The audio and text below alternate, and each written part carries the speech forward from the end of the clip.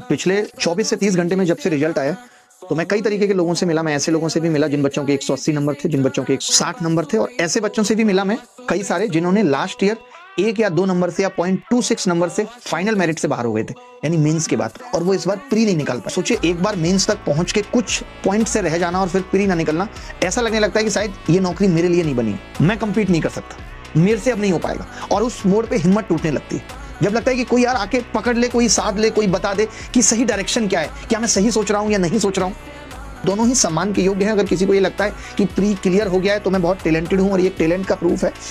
तो जिनका नहीं हुआ है, ऐसा नहीं है कि वो टैलेंटेड नहीं है या उनकी मेहनत में कोई कमी थी, सब ने बराबर मेहनत की। लेकिन एसएससी